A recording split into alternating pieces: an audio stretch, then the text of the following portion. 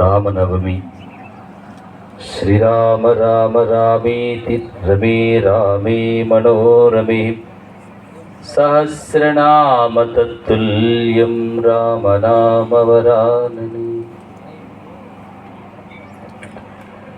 విత్తన పండుగ, విశ్వ కళ్యాణ పండుగ, ప్రాణికోటికి ఆహారాన్ని అందించేటువంటి అన్న యజ్ఞం ఈ విత్తన మేళ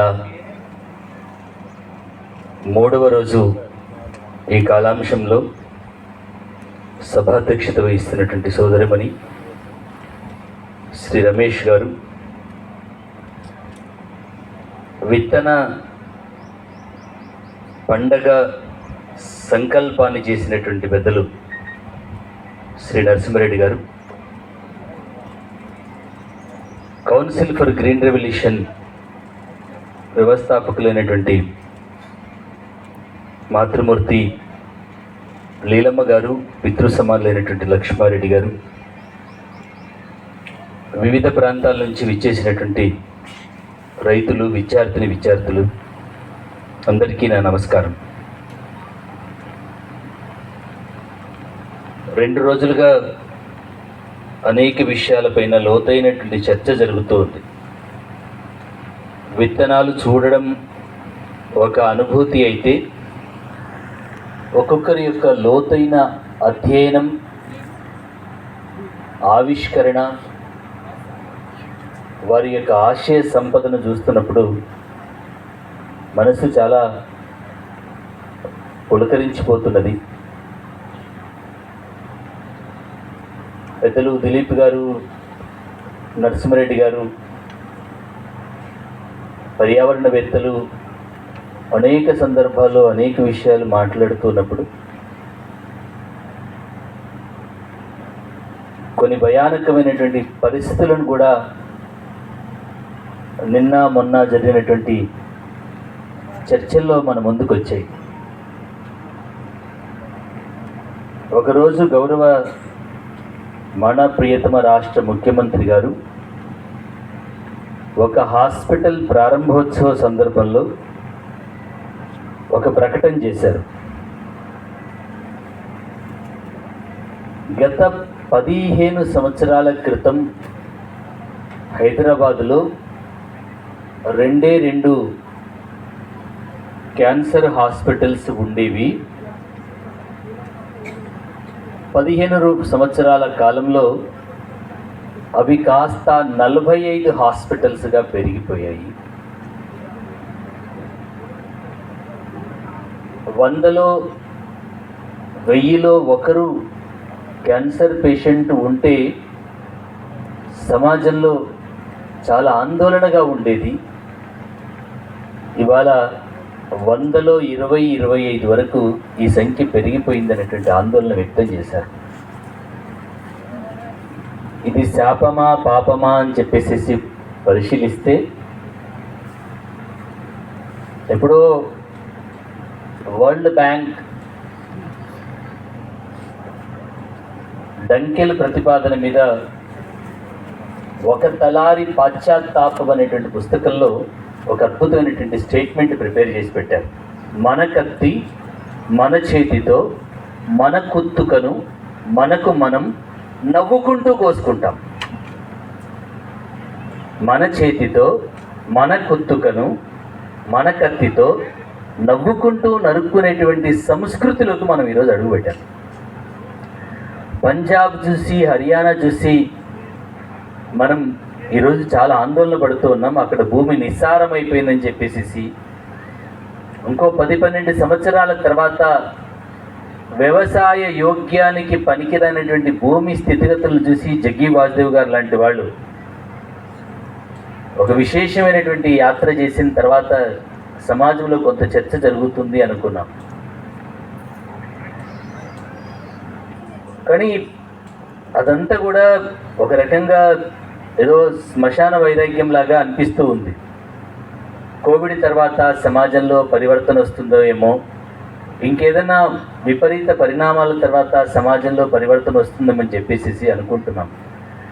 కానీ భూమి కంటే ముందు, ప్రకృతి కంటే ముందు, విత్తనం కంటే ముందు మనుషుల యొక్క మనసులు కల్మషంతో నిండిపోయాయి. ఆ కల్మషం నిండడానికి గల ప్రధానమైనటువంటి కారణం మహాత్మా గాంధీ గారు ఎప్పుడో ఒక మాట అన్నప్పుడు, అవసరం తీర్చడానికి ఈ ప్రకృతి నీకే కాదు ప్రాణికోటికి అన్నాన్ని అందిస్తూ ఉంది. ప్రాణికోటికి దాచుకోవడం దోచుకోవడం తెలియదు. దానికి భిన్నమైనటువంటి వ్యక్తి, నేను బాగా జ్ఞాని నేను ప్రకటించుకునేటువంటి వ్యక్తి ప్రాణి అనేటువంటి మనిషికి మాత్రమే దోచుకోవడం దాచుకోవడం అనేటువంటి నైజం అలవాటైపోయింది. ఈ దోచుకోవడం దాచుకోవడం అనేటువంటి దాంట్లో తన మూలాలని తనే విధ్వంసం చేసుకుంటున్నాడు. విచిత్రమైనటువంటి పరిస్థితి ఏంటంటే, ఒకవేళ 1000 సంవత్సరాలు, 500 సంవత్సరాలు, 10,000 సంవత్సరాలు కనుక బతికి ఉంటే బహుశా ఈ పాటికి ప్రకృతి మొత్తం కూడా ఆగమైపోయేది కావచ్చు. దేవుడు లేడంటే కాసేపు మనం నమ్మొచ్చు. ఇంకేది నువ్వు విశ్వసించినా విశ్వసించకపోయినా ఒకదాన్ని తప్పకుండా నువ్వు విశ్వసించాలి, అది మరణం. నీ కళ్ళ ముందు, నీ భుజాల మీద వేలాది మంది ఈ సమాజం నుంచి వెళ్ళిపోయారు. ఏదో ఒక రోజున ఈ సమాజంలో నువ్వు కూడా ఎవరో ఒకరు భుజం మీద తప్పకుండా వెళ్ళిపోవాల్సిందే. ఇది అనివార్యమైనటువంటి సత్యం. ఇది నిర్వివాదంతో కూడుకున్నటువంటి సత్యం. ఇది నువ్వు శాశ్వతం కాదు అనేటువంటిది సత్యం. ఇది తెలిసిన తర్వాత కూడా మనిషి ఆశతో, ఆడంబరంతో, అత్యాశతో, అవసరానికంటే మించి ఆడంబరాల వైపు అరులు జోచిన పాపమే ఈ ప్రకృతి విధ్వంసానికి, ప్రాణికోటి విధ్వంసానికి కారణం కాగలిగింది.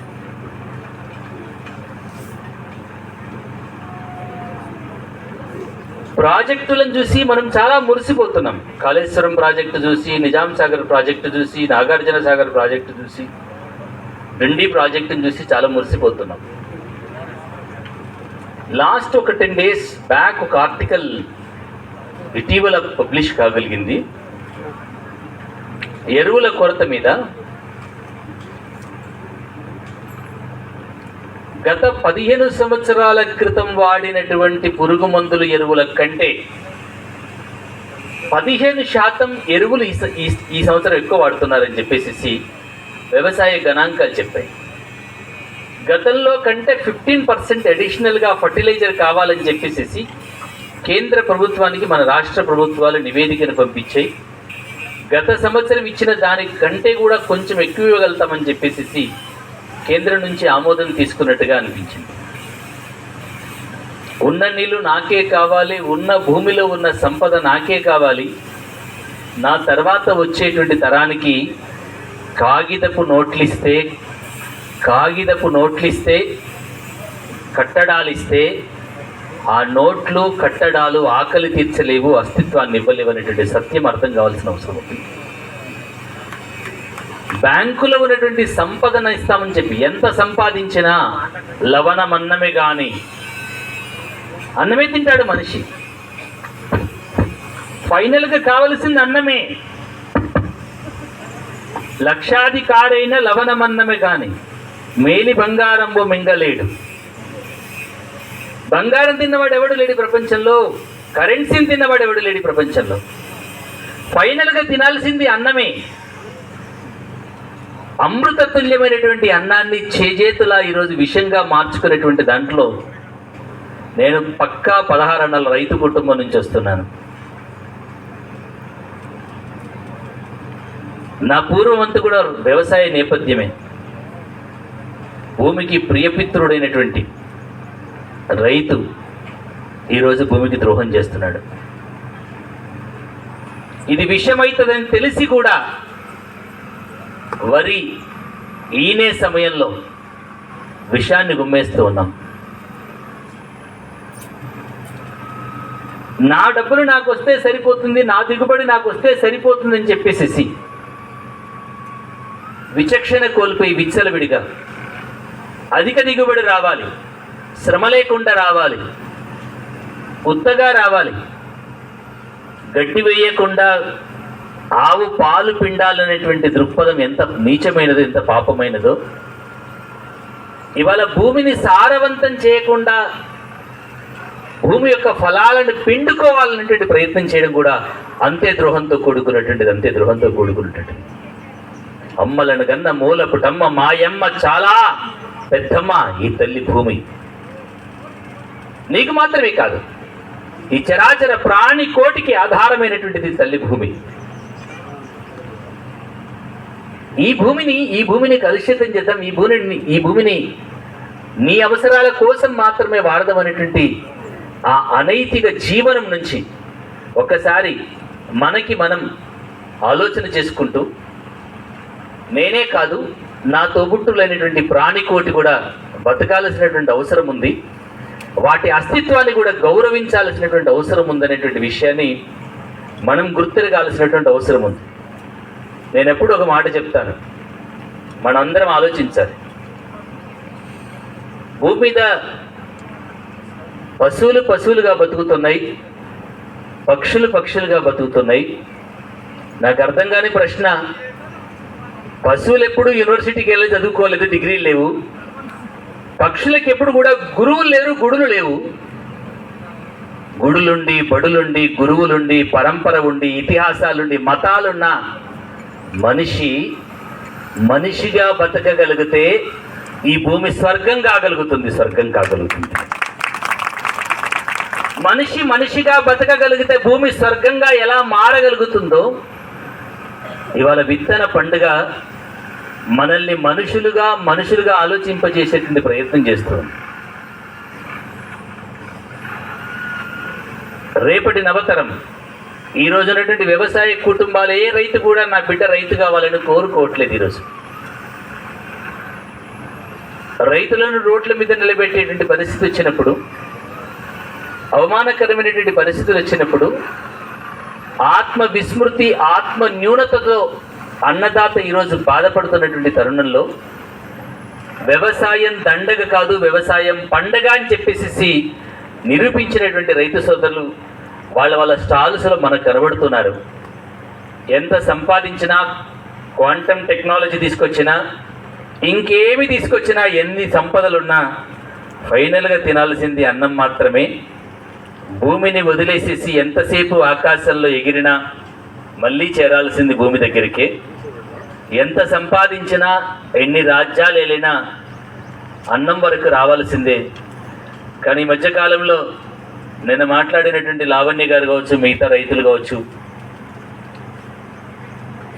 వ్యవసాయంలో పండిపోయినటువంటి వాళ్ళు, వ్యవసాయాన్ని పండగగా చేసుకున్నటువంటి ఆ తరాన్ని చూస్తున్నటువంటి నవతరం, ఈ రోజునటువంటి యువతరం, అది టింబక్టోన్ ప్రాంతం కావచ్చు, మరొక ప్రాంతం కావచ్చు, ఐటీ సెక్టర్లో పనిచేస్తున్న వాళ్ళు కావచ్చు, కొద్దిమంది రెగ్యులర్ చాలా బిజీ డాక్టర్స్ అయినప్పటికీ కూడా వాళ్ళ వ్యవసాయ క్షేత్రానికి వెళ్ళి, ప్రముఖంగా చెప్పుకోబడుతున్న సినిమా స్టార్స్ కూడా పంచగట్టుకొని వ్యవసాయ క్షేత్రంలో అద్భుతంగా వ్యవసాయం చేస్తున్న వాళ్ళు ఉన్నారు. విత్తన సంరక్షణ తీర్మానంలో నాది ఒక చిన్న ప్రతిపాదన. మనము తింటున్నటువంటి మా క్యాంప్స్లో పిల్లలందరితో ఒక మాట చెప్పిస్తాం, ఈ అన్నాన్ని నా దరికి చేర్చిన వారందరికీ కూడా సుభిక్షంగా ఉండాలని నేను ప్రార్థిస్తున్నాను అంటారు. ఇది మా పిల్లలతో రెగ్యులర్గా చెప్పిస్తూ ఉంటాం. మా పిల్లలతో నువ్వు తినేటువంటి అన్నాన్ని నువ్వు సంపాదించాలి, నువ్వు పండించాలని చెప్పేసి క్షేత్ర అనుభవాన్ని ఇవ్వడం కోసం వాళ్ళ చేతనే కూరగాయలు పండిస్తుంటాం, వాళ్ళ చేతనే వ్యవసాయ ఉత్పత్తులు చేయించే ప్రయత్నం చేస్తుంటాం. వారధి అనేటువంటి పేరుతో అర్బన్లో ఉండబడినటువంటి, హైదరాబాద్లో ఉండబడినటువంటి కార్పొరేట్ ఇన్స్టిట్యూషన్స్లో ఉన్న పిల్లలకి అర్బన్ బిట్వీన్ రూరల్ అనేటువంటి పేరుతో, వారధి కార్యక్రమం పేరుతో వ్యవసాయ క్షేత్రాలను సందర్శిస్తూ రైతులు పడేటువంటి వేదన ప్రత్యక్షంగా చూపిస్తూ, నువ్వు తినేటువంటి నీ అన్నం వెనకాల, నీ ఆకలి వెనకాల వందలాది యొక్క చేతులున్నాయి, వేలాది మంది శ్రమజీవుల స్వేదం చిందిస్తే నీ కంచములో అన్నమై నీ కడుపులో ఆకలి తీరుస్తుంది. ఆ స్వేదానికి, ఆ శ్రమజీవులకి కృతజ్ఞతతో ప్రణమిల్లమని చెప్పేసి ఒక అప్పీల్ చేస్తూ పిల్లలు అన్నం తింటూ ఉంటారు. ఈ విత్తన తీర్మానంలో నాది ఒక చిన్న ప్రతిపాదన. పెద్దలు దిలీప్ రెడ్డి గారికి, నరసింహారెడ్డి గారికి, మిగతా రైతు సోదరులందరికీ కూడా ఏదైనా ఆహార ఉత్పత్తికి సంబంధించినటువంటి ప్రోడక్ట్ అమ్మేటువంటి కంపెనీలు కావచ్చు, ఇతరత్ర వ్యక్తులు కావచ్చు, ఆ ప్రోడక్ట్ ప్యాక్ మీద ఒక ట్యాగ్ లైన్ని పబ్లిష్ చేయాల్సిన అవసరం ఉంది. ఈ అన్నాన్ని పండించిన అన్నదాతకు నేను ప్రణమిల్లుతున్నానని చెప్పేసి మీరు గట్టిగా క్లాప్స్ కొడితే మన నరసన్న దాంట్లో చేరుస్తారు. అప్పుడు రైతు అనంటే మిగతా సమాజం చేతులెత్తి దండం పెట్టగలుగుతాడు. మా నాగిరెడ్డి గారు ముందున్నారు. నేను చాలా సందర్భాలలో తహసీల్దార్ ఆఫీస్కి వెళ్తే రైతు నిలబెట్టి మాట్లాడిస్తూ ఉంటారు. ఏ చిన్న విషయంలోనైనా సరే రైతు నిలబెట్టి రైతును కూర్చోమని చెప్పేసి మాట్లాడించేటువంటి సంస్కృతి వచ్చిన రోజున నవతరం వ్యవసాయానికి రావడానికి అవకాశం ఉంటుంది. రైతు అని చెప్పినప్పుడు జవాన్ చెప్పగానే లేచి కుర్చీలా ఇస్తామో, నాకు అన్నాన్ని అందించినటువంటి నా ప్రత్యక్ష దేవుడైనటువంటి అన్నదాతకు కూడా అదే గౌరవాన్ని ఇచ్చినప్పుడు రేపు రానున్నటువంటి తరం వ్యవసాయానికి రావడానికి అవకాశం ఉంటుంది. ధన్యవాదాలు.